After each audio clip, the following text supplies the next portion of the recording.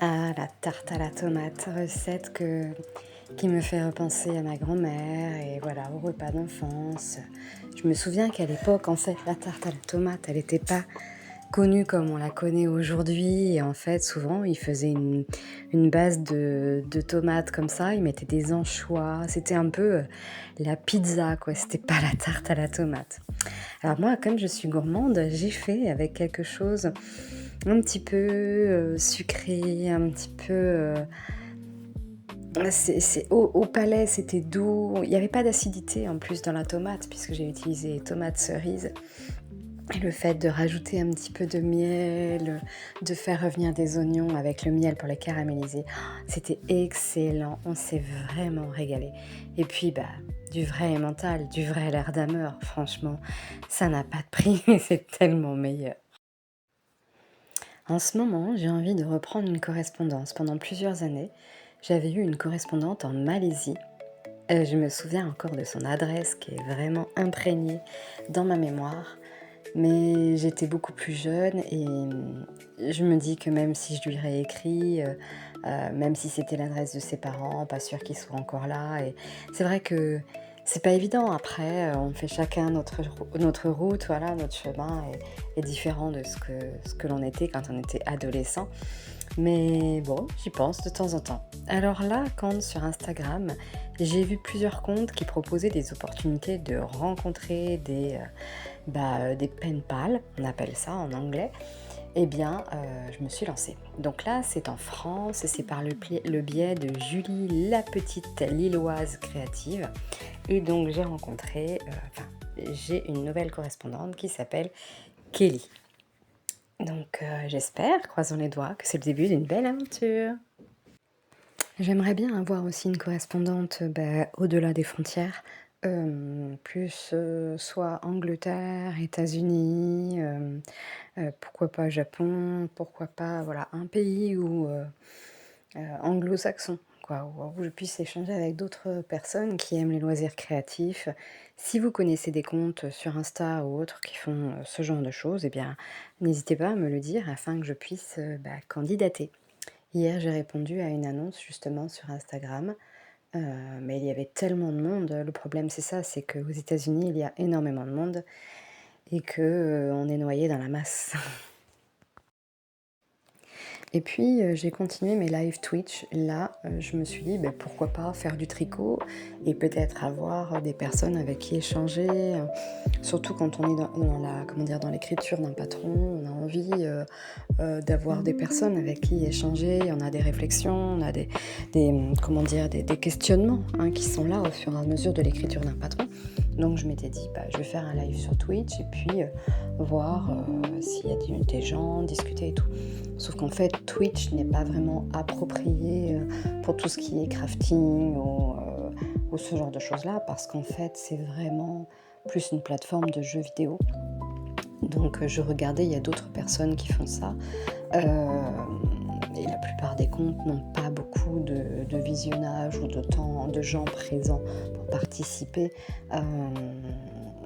Donc je me tâte et je pense pas que je continuerai la chaîne Twitch parce que c'est pas forcément là où je peux échanger. Donc je ne sais pas encore. J'aimerais un endroit pour pouvoir discuter en direct, pour pouvoir faire des choses avec vous. Et puis échanger sur la vie de tous les jours et sur des questionnements aussi en rapport aux loisirs créatifs. Voilà, c'est ce que j'aimerais. Quelque chose de convivial, quelque chose où on puisse se retrouver. Donc je ne sais pas, peut-être sur YouTube. Il y a pas mal de gens qui font des lives sur YouTube et comme YouTube est beaucoup plus large, c'est possible. Je verrai ça, je pense, quand la boutique sera ouverte parce que c'est vrai que j'ai pas mal de travail en ce moment et que je ne suis pas que sur la teinture de laine ou la teinture de fil à broder puisque je vais aussi faire du fil à broder teint à la main. Et il y a aussi la création de patrons tricot, la création de patrons de broderie aussi, parce que je vais faire aussi un coin broderie. Donc du coup, voilà. Alors c'est beaucoup de travail à mettre en place. En parlant de patrons, de chaussettes, de tricot, je suis en train de créer un petit patron super sympa. Il va être vraiment mignon. Je pense que ça va vous plaire. C'est quelque chose qui me tenait à cœur parce que je suis fan des animés japonais. Mais je voulais pas juste une chaussette avec des côtes, un jacquard, un talon, machin. Non, j'ai vraiment envie de faire des chaussettes qui ont du travail derrière. C'est pas juste du jacquard. Je veux des chaussettes avec quelque chose de particulier, d'hors du commun. Enfin voilà, un petit clin d'œil, un petit truc qui fait que voilà, c'est pas juste une chaussette avec du jacquard. Donc c'est vrai que j'ai recommencé plusieurs fois et là je suis contente, je vous montrerai très prochainement. Voilà, j'espère que ça vous plaira. J'ai créé aussi des petites cartes de remerciements. J'avais envie de mettre une petite carte jolie, pas juste une carte de visite ou voilà. Je voulais faire un petit truc kawaii à l'image de la boutique, donc j'ai créé cette petite carte. J'aime bien, c'est mignon et puis ça va bien avec mon univers. Pour les box laineuses issues d'un de mes patrons, j'ai prévu des petites cartes avec le QR code pour le patron. C'est plus facile, vous pouvez l'emmener partout en vacances et tricoter votre chaussette où vous voulez, dans le métro, voilà, dans un petit café, sur la plage, voilà, il vous suivra partout. Et j'ai trouvé que c'était une bonne idée et beaucoup plus pratique que d'emmener tout un tas de feuilles avec vous dans votre sac. Et voilà, je vous quitte sur un petit design que je suis en train de faire pour une broderie et encore pour un kit également. Il sera disponible sous les deux formats. C'est un design très particulier que je suis en train de créer à l'occasion d'Octobre Rose, puisque je souhaite aussi participer et apporter mon soutien à l'association Jeunes et Roses. Je vous en parlerai plus amplement pour la prochaine vidéo.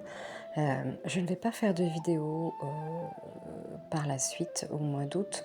Je n'en ferai juste qu'une fin août qui fera vraiment la présentation de la boutique, la présentation de ce qu'il s'y trouve, enfin je veux dire oui, tout ce qu'il y a, les réseaux sociaux, je vous parlerai de tout, je vous montrerai tout, promis. Et ce sera vraiment une vidéo qui se fera juste avant le 1er septembre pour vous montrer tout ça. Pour le moment, c'est un petit peu angoissant pour vous peut-être, mais je ne peux rien vous montrer. Vous avez déjà vu pas mal de choses, mais je souhaite garder pour la fin, en secret, tout ce qui va arriver.